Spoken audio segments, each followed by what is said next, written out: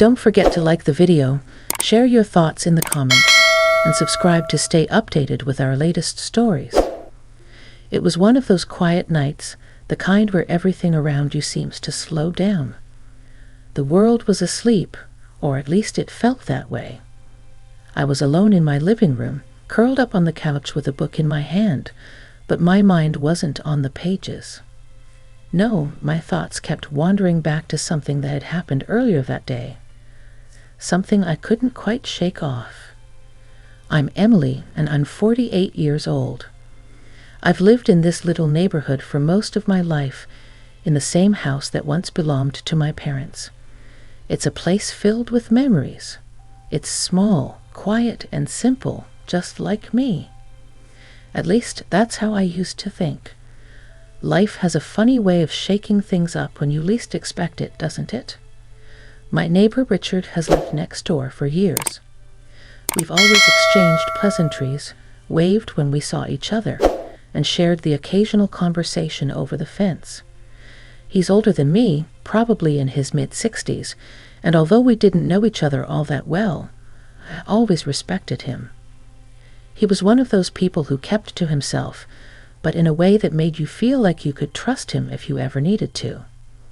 I never expected that one night, a simple chat would leave me questioning everything I thought I knew about him. And myself. It started like any other evening. I had just finished dinner and was tiddying up when I noticed Richard standing at the edge of his driveway, looking like he was debating whether to walk over. My curiosity got the better of me, and before I knew it, I found myself at the door. "Hi, Richard." I called out, smiling as I stepped outside. "Evening, Emily," he replied, his voice carrying a touch of hesitation. "Mind if I come over for a minute?" "Not at all. Come on over." I stepped aside to let him in, wondering what had him so serious. He entered, looking a little out of place in my cozy, homey space. Richard wasn't the type of person to seek attention, so seeing him stand there, fidgeting with his hands, made me curious. He cleared his throat, his eyes darting around the room before landing on me. "I've been meaning to talk to you about something. Something personal, something I've never shared with anyone before." My heart skipped a beat. I had never seen him so uneasy. "Of course," I said, trying to offer some comfort. "What's going on?" Richard shifted his weight from one foot to the other, then finally met my gaze. "You might not believe this, Emily, but I've known you a lot longer than you think." I raised an eyebrow. "What do you mean?" He took a deep breath. "I used to live in your house. I lived here before your parents did." I felt a strange mix of confusion and disbelief flood over me. You lived here? Before they bought it?" He nodded slowly. "That's right. I grew up here in this house, just as you did." I was stunned. I had never heard anything about this before. How was it possible? The house had been in my family for decades, and I had always assumed it had been passed down through the generations. How had I never known that Richard had once called this place home? Richard continued, sensing my shock. "I know this might be a lot to take in, but I need to tell you something else. There's a reason I've stayed so quiet all these years. A reason I never mentioned it to anyone, not even your parents." He hesitated, as if the next part of his story was something he hadn't told a soul in years. "You see, Emily, the house wasn't just my home. It was something much more special to me than that." I leaned in, sensing that whatever was coming next was going to change everything. "What do you mean?" Richard's voice dropped to a near whisper. "I grew up in this house, but I didn't just live here. I loved your mother." His words hung in the air like a bombshell, and my stomach twisted with confusion. What was he talking about? My mother had been gone for years, but I had never heard anything remotely close to this before. He continued, his eyes filled with a deep sadness that I had never seen in him before. Your mother was the love of my life, Emily. She was everything to me. I never told her how I felt, though. I was too afraid, too scared to admit it. And by the time I realized what I had lost, it was too late. I felt a rush of emotions sweep over me. Shock, disbelief, and something else, something I couldn't quite put into words. Richard wasn't just some neighbor anymore. He was a man with a history, with emotions and regrets that I had never imagined. For a long moment, I didn't know what to say. I had always thought of him as just a friendly neighbor, someone I exchanged small talk with, but now I saw him through a completely different lens. The man standing in front of me wasn't just my neighbor. He was a person with his own past, his own struggles, and his own heartache. I didn't know, I finally managed to say, my voice quiet. I had no idea. Richard nodded, his gaze never leaving mine. I know you didn't, and I didn't expect you to, but I couldn't keep it inside any longer. I needed to tell you, especially since we've both been living here for so long. I could see the weight of his words on his face, the relief and the sorrow. It was a side of Richard I had never known, a side that was raw and vulnerable. I felt a deep sense of empathy for him, and for a moment, it was as if we shared something unspoken, something that connected us in a way that went beyond just neighbors. As I sat there, the weight of the moment settled in. I wasn't sure what to do with this new piece of information, this revelation about my mother and my neighbor. But I knew one thing for sure, things would never be the same. Richard had come to me with a secret, something he had carried for years, and it had shaken me to my core. But it had also opened my eyes to something deeper, something about love, loss, and the passage of time. The night grew quiet around us, and I found myself wondering if this was the beginning of something new, something that would bring us closer or perhaps pull us apart. But whatever happened next, I knew that the emotional connection we had just shared would stay with me forever. And just as I was about to speak again, I noticed Richard's eyes had softened, as though he was waiting for me to say something more. But instead, I just nodded. And for the first time, we both sat there, understanding each other in a way that words couldn't quite express. The night lingered between us, suspended in the silence that followed Richard's confession. Neither of us knew what to say, and yet the weight of his words had created an unspoken bond that seemed to stretch the distance between us. I wasn't sure if I should be comforting him, asking more questions, or just sitting in this quiet understanding that had fallen over us. Richard seemed to sense the quiet discomfort in the room. He shifted slightly in his seat, his hands clasped together tightly. I could see that he was nervous, even though his shoulders were slightly slumped, as if the burden he had carried for years had finally been shared, if only for a brief moment. "I know this is a lot to take in," he said softly, breaking the silence. "I never meant to disrupt your life with this, but I felt like you deserved to know. You deserved to know who your mother was to me." I nodded slowly, my mind swirling. The thought of my mother being loved in such a way, by someone I had always considered just a neighbor, was overwhelming. It wasn't that I didn't understand or appreciate love. It was just that this revelation brought up so many emotions, so many memories that I wasn't prepared to face. "I appreciate you telling me, Richard," I said quietly, my voice betraying the mix of emotions I felt. "But I don't really know what to think. I never knew she had anyone who cared for her like that."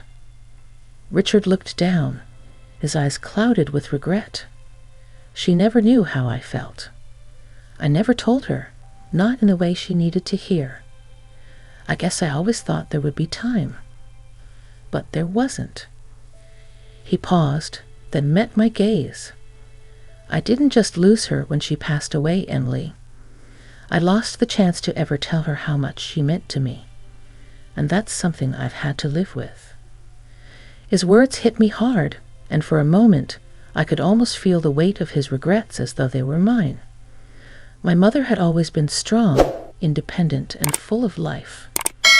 I had never once imagined that there had been someone in the shadows of her life, someone who had quietly loved her, someone whose heart had been broken by the very love they couldn't share. "I don't know what to say, Richard," I whispered, feeling a lump form in my throat.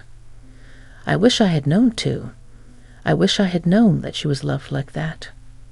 Richard gave a small, sad smile. "There's nothing to say, really. I just wanted to get it off my chest.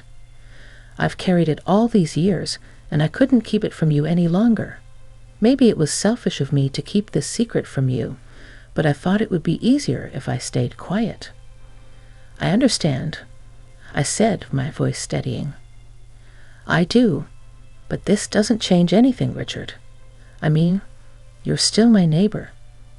You're still a part of my life, and that's not going to change just because of this." Richard seemed to relax a little at my words, his shoulders loosening as though the burden had lifted slightly from his chest. "I'm glad you feel that way," he said quietly. "I never wanted this to make things awkward between us. But I also didn't want to leave this part of my life hidden from you forever." I stood up, walking toward the window, where the soft glow of the streetlights cast a faint golden hue across the front yard.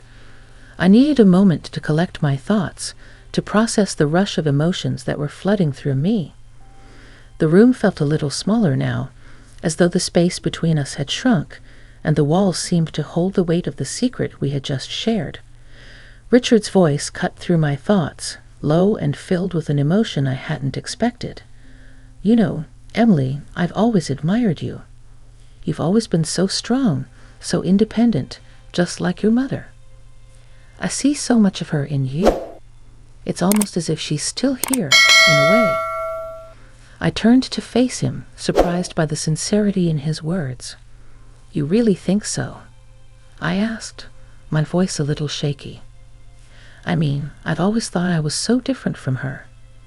I never felt like I could live up to her example, especially after everything that happened." Richard nodded slowly, his eyes meeting mine with a kind of understanding that felt like it went beyond words. "Your mother was a remarkable woman, Emily. But don't sell yourself short. You carry so much of her with you. In the way you carry yourself, in the way you care for others, in the way you approach life. She would be proud of the woman you've become." I felt a surge of emotion well up inside me, tears threatening to spill over. I hadn't expected this. Richard's words were like a balm to a wound I hadn't realized was still there. The wound of losing my mother, of growing up without her constant presence, without the guidance she had always given me. But now, hearing Richard speak so kindly about her, it felt like I had found a small piece of her that I hadn't even known was missing. I didn't know that," I whispered, feeling a tear slip down my cheek. "Thank you, Richard. I didn't know how much I needed to hear that." He gave a small, soft smile, his eyes reflecting a kindness I hadn't fully appreciated before. "It's the truth, Emily. You don't have to be like her to honor her memory. You're already doing that just by being you." For a long moment, we stood there in silence, the weight of the past hanging in the air between us. But it wasn't the kind of heavy silence that suffocates. It was one that offered comfort, like a quiet acknowledgement of everything that had been said, of the deep emotions we had shared. Finally, I broke the silence, my voice soft. "I'm glad you told me, Richard. I really am. And I think we'll be okay. This doesn't change our friendship. We've known each other for too long." Richard's expression softened, and he nodded slowly. "You're right, Emily. We've known each other for a long time, and that won't change. I'm just relieved to have finally said it." I walked over to him and placed a hand gently on his arm. "Thank you for trusting me with this. It means more than you know." Richard gave me a warm, sincere look. Then, after a long pause, he turned toward the door. "I'll let you get back to your evening. I just wanted to get this off my chest. Thank you for listening." As he stepped outside and began walking back to his house, I stood there for a moment, watching him go. The air felt cooler now, but not uncomfortable.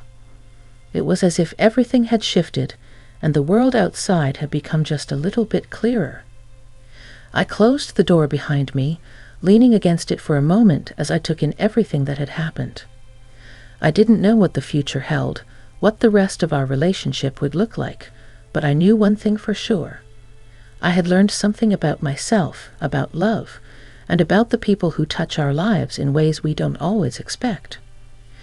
And for the first time in a long while, I felt at peace. The days following that night were strange, almost surreal. I had expected things to be awkward between Richard and me, but they weren't.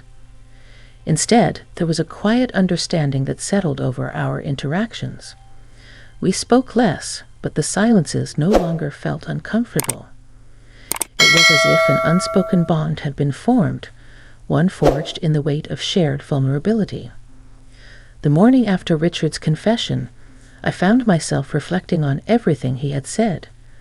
The image of my mother, whom I had always seen as a strong, almost untouchable figure, had been shattered and rebuilt in a way that left me both heartbroken and strangely comforted. She had been loved in a way I had never known, in a way that had remained hidden from me for years. And now I had this new piece of her, this secret part of her life that I could carry with me. I found myself more thoughtful, more aware of the way I interacted with the world. Every little interaction, every conversation seemed infused with meaning in ways it hadn't been before. I felt as though I was seeing things through a new lens, one shaped by Richard's words and the quiet revelations of the past. But it wasn't just about my mother anymore. It was about me. I had never fully understood the depths of the emotional weight that carried through my family. We had always been close, but we had never truly talked about the raw emotions that had always simmered beneath the surface. Richard had opened a door that I had never even realized was there. That afternoon, as I sat in the garden, sipping my coffee, I thought about what I had learned about myself. Maybe Richard was right. Maybe I did carry more of my mother's strength and spirit than I had ever realized. I had spent so much of my life comparing myself to her, to the woman she was, that I hadn't stopped to appreciate the woman I had become. The strength I carried had always been mine, even if it had come from a place of grief and loss. It was a quiet afternoon, the sun hanging low in the sky, casting a warm glow over everything. The garden had always been a place of peace for me, but today it felt different. The soft rustling of leaves, the gentle hum of the birds, all seemed to echo with the weight of what had been said and what had been discovered. I looked up to find Richard standing in the gate, a hesitant look on his face. He had been quieter than usual these past few days, and though our exchanges had been cordial, there was still an underlying tension. I didn't know if it was because of what had been shared, or if it was because we were both still figuring out where to go from here. "Mind if I join you?" he asked softly, a slight smile on his face.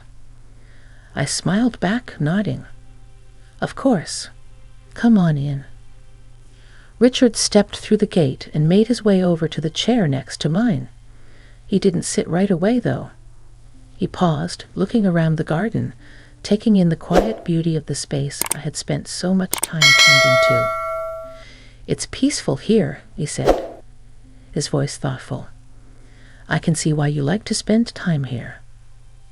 I nodded, watching him. There was something about his presence now that felt different, less guarded, more open.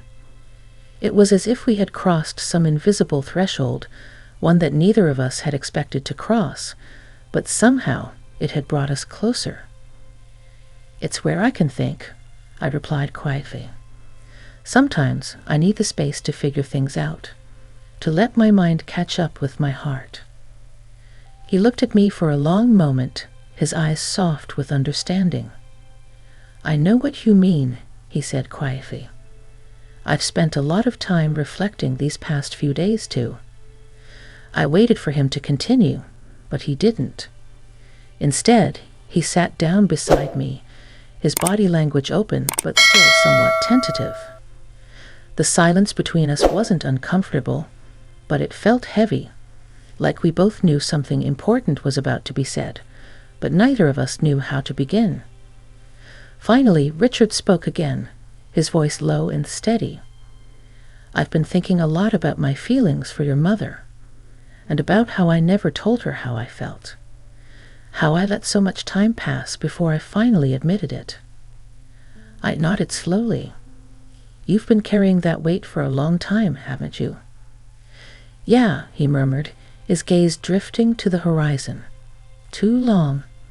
And I've realized something, Emily. I've been holding on to that feeling for so long that it's been hard to see anything else clearly. I think it's time I let go of that, finally. I can't keep living in the past." There was a long pause, and I could feel the tension easing out of him, as if a part of him had finally let go of something heavy. "You're right," I said softly. "You can't keep holding on to the past. It's not fair to you, and it's not fair to anyone else. We all need to move forward, even if it's just one small step at a time." Richard turned his gaze to me, and for the first time since I had known him, his expression seemed lighter. "I think I've been afraid of moving on, afraid of what it would mean. But hearing you say that, it feels like I don't have to carry this burden anymore. Like I'm finally free to let go." I reached out and placed a hand gently on his arm. "It's okay to let go, Richard. It's okay to honor your past, but you also deserve to find peace in the present." He smiled, a small, genuine smile that reached his eyes. "Thank you, Emily. You've helped me more than you know." The air around us felt different now, lighter, more open. The silence that followed was no longer heavy with the weight of unspoken words. Instead, it felt like a shared understanding, a quiet acceptance of where we had been and where we were going. "I think we've both been holding on to things we need to let go of," I said quietly, my voice soft but steady. "But that doesn't mean we can't move forward. We can still have a future, Richard. A future that's filled with understanding, peace, and new beginnings." He nodded slowly, his expression thoughtful. "You're right. And I think that's exactly what I'm ready for." As the evening grew darker, the soft hum of the garden faded into the background. The warmth of the day lingered in the air, and I felt a quiet sense of peace settle over me. For the first time in a long while, I didn't feel like I was holding on to the past. I felt like I was finally ready to embrace whatever the future held, whatever new connections, new understandings, and new beginnings might come my way. The weeks following our conversation in the garden passed with an unexpected lightness. Richard and I had come to an understanding, not just about the past, but also about the future. The weight of what had been shared that night seemed to lift from both of us, leaving behind a sense of clarity that we hadn't expected. I spent more time with Richard, though in a different way now. We spoke more openly, but there was no pressure, no expectations. It was as if the walls that had stood between us for so long had dissolved, leaving only the quiet comfort of companionship. There were still moments of reflection, of processing the things we had uncovered, but there was also a deep sense of respect and mutual understanding that had formed between us. One afternoon, as I was tending to my garden, I noticed Richard approaching from his house. He looked different somehow. Lighter, more at ease.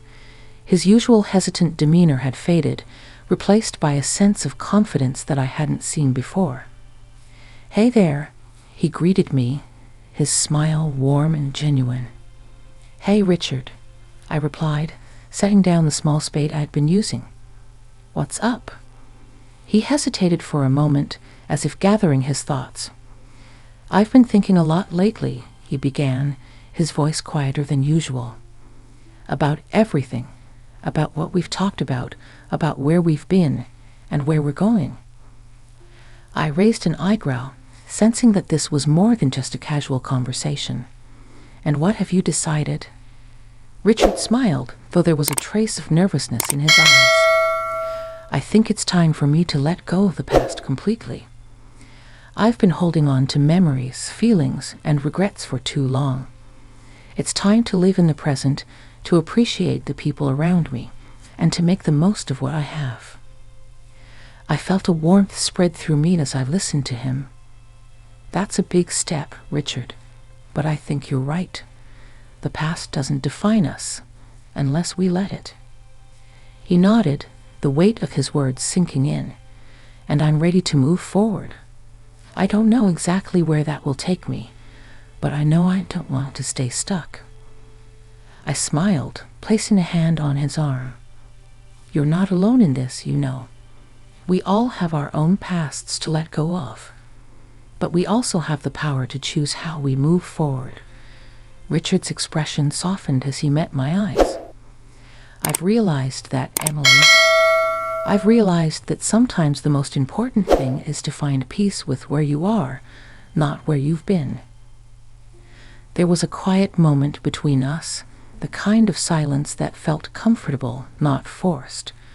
We didn't need to say anything more. We both understood what the other was thinking. Over the next few weeks, Richard and I spent more time together. Nothing dramatic, just small moments of connection. We had coffee on the porch, shared stories about our lives, and laughed about the little things. It was a slow, steady shift from the awkwardness of the past to something more familiar, something grounded in shared experience.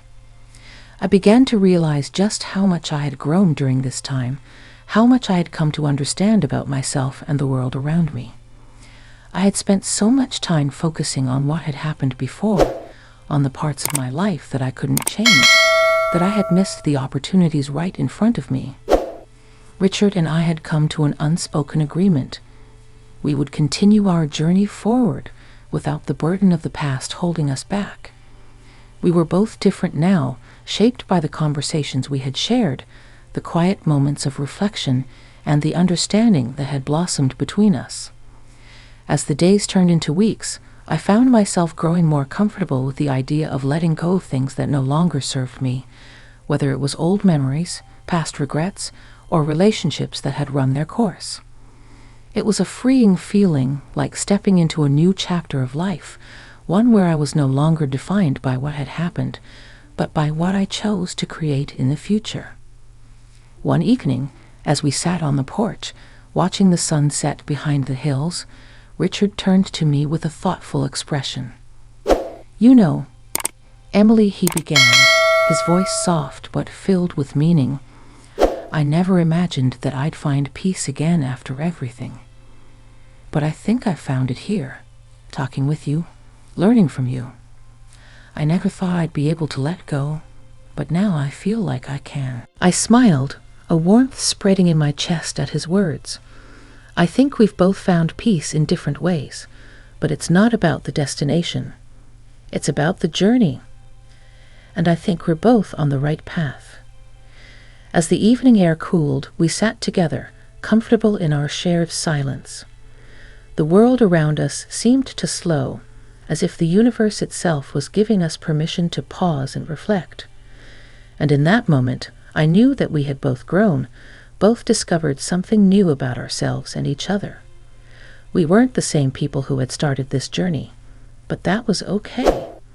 In fact, it was more than okay. It was exactly what we needed. And as I looked at Richard, I realized that sometimes the unexpected moments in life, the ones that challenge us, that make us rethink everything we thought we knew, are the ones that lead us to the greatest growth. That night, when he had shared his feelings with me, had set something in motion. It had changed both of us, and though we hadn't yet reached the end of our journey, we were no longer afraid to take the next step together. And with that, I learned that even the most unexpected encounters could be the catalyst for something beautiful, something meaningful. It's not always about the grand gestures or the big decisions. It's the quiet moments of understanding, of connection, and of moving forward together. And for the first time in a long while, I felt ready to embrace whatever came next.